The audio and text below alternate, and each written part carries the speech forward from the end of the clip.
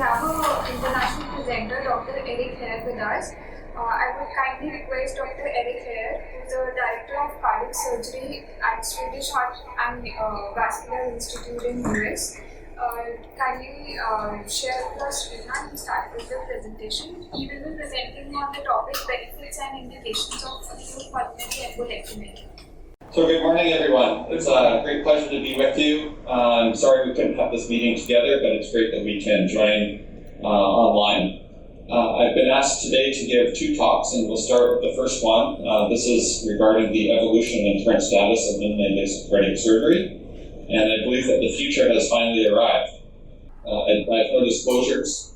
Talking about some pro cycling, Great Britain won in the history of 95 years, a single medal, and from 1908 to 2003. And in 2003, they hired David Brailsford as new performance director. And he focused on the aggregation of marginal gains, and that's looking to improve every single aspect of the team by just 1%. And in doing so, over the period of the next 10 years, the British cyclists won nearly 250 world championships, gold medals, and our Tour de France victories. And I think what we can learn from that is that the aggregation of marginal gains, by focusing on just improving every aspect of our practice and the way we do surgery by 1%, we can provide a significant benefit to our patients. And so what we're doing is looking for small improvements in all aspects of our procedure to lead to better patient outcomes.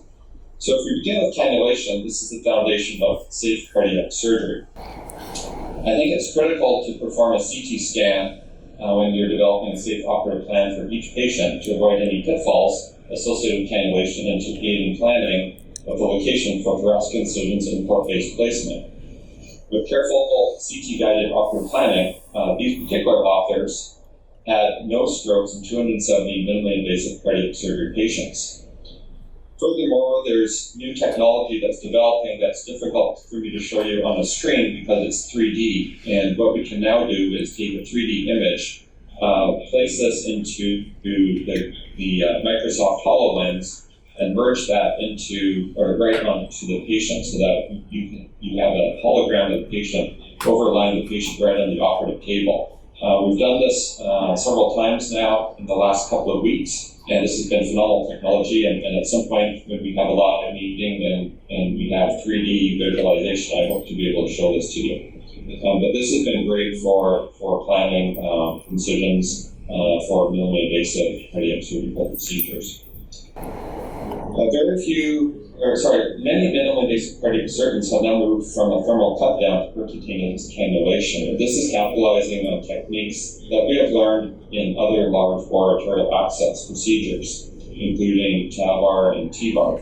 Percutaneous cannulation requires good wire skills, and the use of several vascular inclusion devices have been used successfully. Cannulating percutaneously is preferred to cannulate the arterial and the venous on opposite sides if the anatomy allows. Particularly if there's any problems, it makes it much easier to deal with if you have to cut down and correct a bleeding site. Next is considerations of myocardial protection. The transthoracic cross-clamp and the endoaortic occlusion blooms are the two primary techniques to facilitate myocardial arrest and protection with antegrade cardioplegia. Both of these techniques are highly reproducible, and the strategies can be augmented by hypothermia and the use of carbon dioxide, and nowadays primarily antegrade cardioplegia, the retrograde catheter that we used to use is not currently available. Cold fibrillatory arrest is really good in some cases, particularly in challenging preoperative situations, and sometimes even beating heart approaches can be used. Having said that, as I mentioned, the percutaneous retrograde and pulmonary vent catheters are not currently on the market. One aspect of using the transthoracic cross-clamp is controlling the cardioplegia site, which can sometimes be challenging. So there are several techniques available to ensure a secure closure, including this idea from Pro Watanabe and Norihiro Ishikawa from Japan, and they use elastic suture, which is then secured by an additional suture. Titanium fasteners have also been used very successfully. This is my personal preferred approach, just to place a polyester suture as a first string with pledgets, and then use the titanium fastener to secure that. And I've not had, fortunately, to date, over several years, any bleeding from the cardioplegia site. Single-dose cardioplegia has also been highly advantageous in minimally invasive cardiac surgery. It can reduce cross-clamp time by avoiding the need to redose cardioplegia, and in some cases, losing surgical exposure. If you have to, for example, in a mitral valve, let the retractor down to allow the aortic valve to remain competent while delivering cardioplegia, the single-dose cardioplegia has been very advantageous in this regard. There are several different types and preparations of single-dose cardioplegia available, and these have generally been found to be safe for these shorter procedures. Now, incisions continue to become smaller. When I was a resident, we performed what I said was a minimally invasive left ventricular cardiac lead placement through a 6 centimeter incision, which was published. We were very proud of that, and it's shown in the black and white. We did have color back then, but shown the black and white picture there on the left. We even used a retractor, and that was for lead placement. Currently, we can perform the same operation, placing the cardiac leads through simply port incisions, with the largest now being a 12 millimeter port, and we can, in addition to that, do a MIGS procedure and ligate the left atrial appendage. So we've made dramatic progress. Endoscopic non-robotic coronary artery bypass grafting had its beginnings in the 2000s. This is highly complex, and the technology wasn't really highly developed at that point in time, but 3D endoscopes are now available in many parts of the world, particularly in Europe, and non-robotic endoscopic techniques are becoming more available as well. And certainly we've heard from Dr. Benadi this morning about all the benefits and latest in robotic technology as well. Multi-arterial grafting to all territories of the heart is available through the mid-cab incision. This is now possible with more advanced retractors and improved techniques for exposure.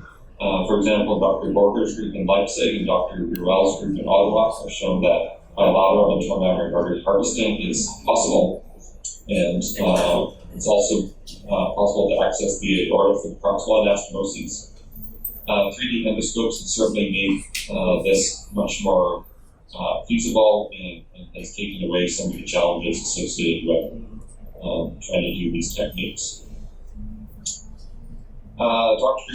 Sumi in Tokyo has also shown the possibility of multi-arterial grafting, combining the gastrocolic artery, radial artery, and intramammary artery grafts through a mid-cab type incision and a small abdominal incision to harvest the gastrocolic artery.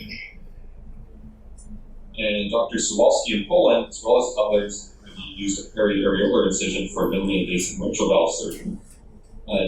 Here he is using a 3D endoscope again to enhance visualization, and that has been shown by himself and others to reduce cross-clamp time. And most remarkably, Dr. Pham at Hanoi Medical University in Vietnam recently published their totally endoscopic, non-robotic approach to mitral valve repair, where the largest incision was a 12 millimeter port. And they had a fairly respectable 95-minute cross-clamp time, and it's probably a little bit longer than a sternotomy, but still very impressive for a totally endoscopic procedure, in particular for the first one. So over time, we've moved from lateral thoracotomy to a small thoracotomy without rib spreading to completely endoscopic procedures, even without robotic technology.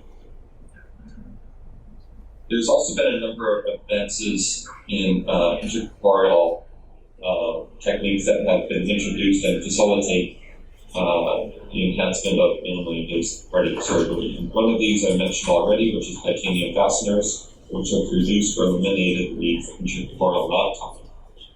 Using the running suture technique was developed and demonstrated by Dr. Tommy Mihailovich at the Cleveland Clinic, and there's been several variations of this technique that have been described. And this minimizes the number of instrument exchanges and the need for knot tying.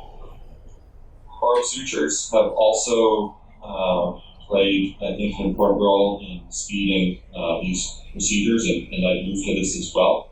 The PARP sutures can be used both for implanting the ring and also for closing the left atriotomy. And this is dramatically faster than trying to work with an assistant to follow. In terms of mitral valve repair, using the loop technique for coil replacement minimizes the number of times that the coronary muscles need to be accessed. And wherever we can minimize the number of entrances and exits through the incision, we can gain speed. Neocords provide better posterior leaflet motion, and this can reduce early failures that's also been associated with better long-term survival. Partial annular calcification is considered by many to be a significant challenge. The use of a balloon expandable TAVR valve, sometimes combined with a few additional sutures, can be used to minimize any paravalvular leaks.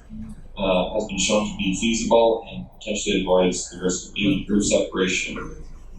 And this particular technique is well suited for a minimally invasive approach, although it probably need to be done through a generous thoracotomy, usually about the fourth intercostal space. For aortic valve replacement, there's both self and balloon expanding sutureless or rapid deployment valves, and these have been clearly shown to reduce cross-clamp time and can be nice adjuncts to avoid or minimize the number of annular sutures that are placed.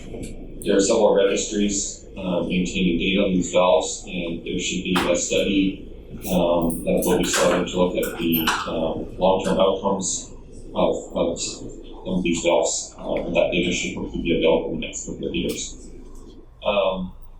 The first initial publications of these valves, however, do seem very promising.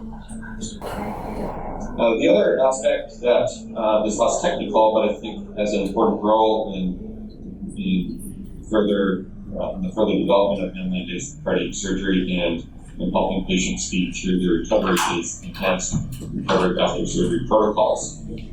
And these protocols really mesh well with the goals of minimally invasive cardiac surgery. And these goals include multimodal anesthesia, different cardiopulmonary bypass techniques, and extubation from the operating room. So, improved patient selection, better operative planning, more efficient operations, smaller incisions, have all combined with improved perioperative protocols to lead to better surgical outcomes and reduced length of stay. So, thank you very much. Are there any questions regarding this topic? Thanks a lot, Eric. It was a really nice talk, and lots of things have evolved after since we last met at Tokyo. Yes. So I think it's time to come back again for me. Yeah, it would be fabulous to meet again together. Sure.